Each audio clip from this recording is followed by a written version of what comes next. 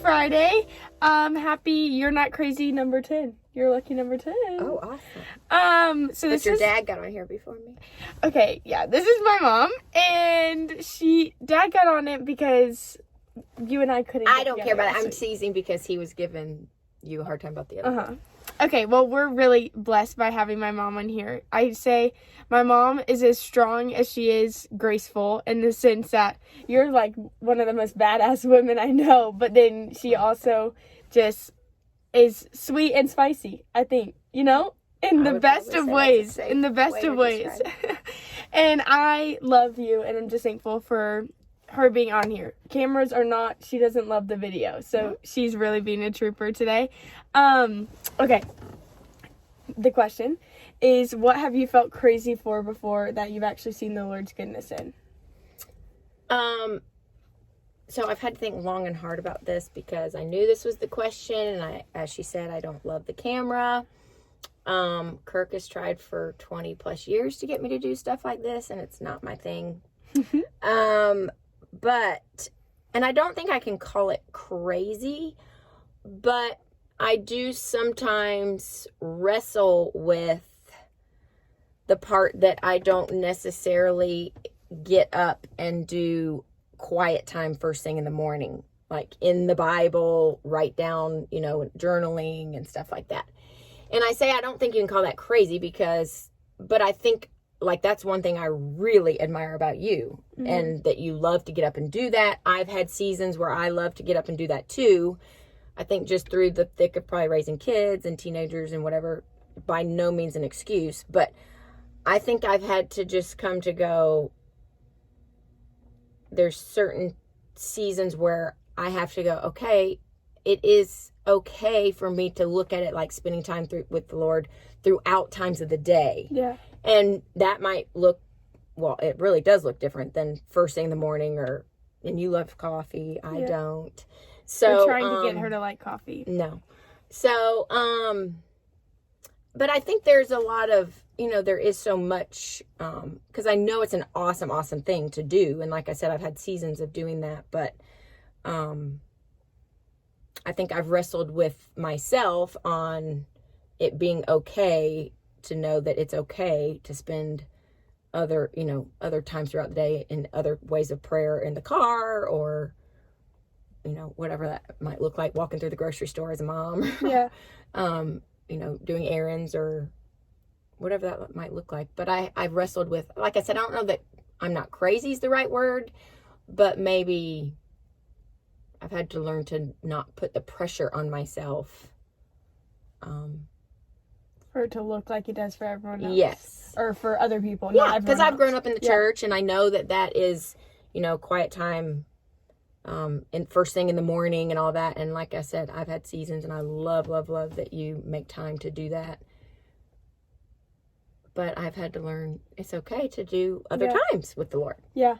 I was reading or listening to a song this morning, and it says it's a whole song about finding the Lord and doing laundry. Like literally on this worship album. I need to show it to you actually. But I think we celebrate Emmanuel at Christmas time, which is God with us. That he's with us in the laundry room, with us when we're driving, all the places, as much as he's with us if we sit down and open our Bible and say oh, this is my hour or 30 minutes or whatever of quiet time. Where do you find him the most in this season? Or where do you intentionally seek him throughout your day?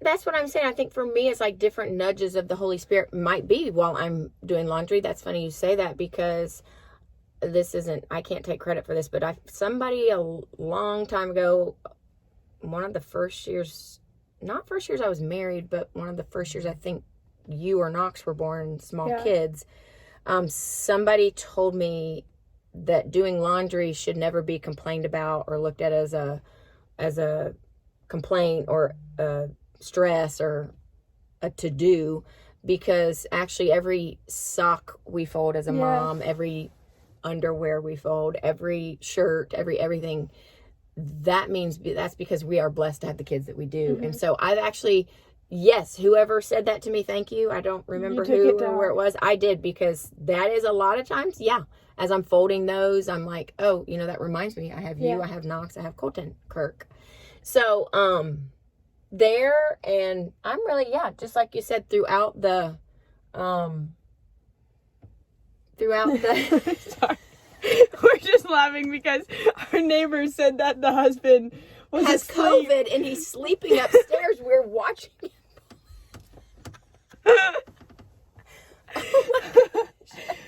Oh but this is something I did want to talk about you, is that you wake up singing. That's how I describe people to you. I'm like, my mom wakes up dancing, wakes up, goes and does laundry, and is singing about, her Christmas music while she's doing laundry. And that's something I admire, because a lot of times why I do quiet time in the morning is because I wake up on the wrong side of the bed way more than I would like to. So it's like, there's no choice but to go seek him in the morning, because I'm like, shoot, I'm not gonna be able to show up even for you, like getting to spend time with you well, if I don't. What does, like, when you wake up in the morning, or just like your constant state, how do you maintain your dancing and your smiling? Like, I'm really curious. I honestly think just through life experiences, I am 47, so I got a long way to go, Lord willing, I hope, but I've come a lot longer than you, and I think you actually probably have, even as you, now that you're 20, right? I feel like you've even witnessed it, even in the last 5 to 10 years. And I'm saying, because like 10 to 20, you'd be aware, maybe more like 12 to 20. Sure. And I mean, trust me, there's plenty of times I'm in a mood, or, or something's ticked me off or something like that. But you're right. I think generally speaking, I'm like that. But that's, like I said, I feel like God's given us this life and these days, and they are a blessing. And I'll say my sister's phrase, she loves to say, find the blessing in the crazy, which actually sometimes drives me crazy that she says that, but that's true. She's right. And so I think through lots of experiences, have learned to, I think for me more, probably what I would say, and actually this is a really good book, and Cambry knows I don't read, but you read, and so you would read it in like all of 5 minutes. Because it's really small, but it's called Don't Sweat the Small Stuff. Okay. And I did read that, maybe I did read back then, pre-kids, so that was like when Kirk and I were first married. And that is really true. And I think that's maybe what you're sensing, is that I've just really tried to, but then it's weird, because there is certain times where like something small does like but aggravate me, but that's more like, those are more like character traits of like that I'm type A. And so something might, not feed into that. But I agree with you, as generally speaking, I think, because I love when other people around me are in a good mood, or, joyful, or. What I've gotten to see in you is like a gradual, like just your disposition, like how you come, like your state is just one that has been softened with time versus hardened. And I think that's such evidence of the Lord in you, is like, for as the years go by, and like more reasons to be upset or be bitter just in hard experiences, for instead those to have softened you to, like, in the grand scheme of things, there's still reason for joy. Let it go. Just let it go. I learned that from you, because that's not something that I have quite grasped with time yet. So and that's okay. But I just love seeing that in you, and I think I actually like it better too. So you'll learn too to just Well, do you have any final words for our people on here? No, I think just look at the original, answer to her question was about, I just, didn't want, like I said, not that I think I've ever thought I was crazy for not waking up and doing quiet time, but to just rest in that, whatever that looks like, and to remember that everything is a season. I think I've learned that a lot lately too, is that, and to just give yourself grace on whatever season you feel you're in, or you feel God's called you to, or you feel the Holy Spirit leading you, all those things, to just know that it's okay. And then also though, be really, I think my biggest thing, we just talked about this yesterday with somebody, is that to to really try to be open to someone suggesting something, or maybe criticism, or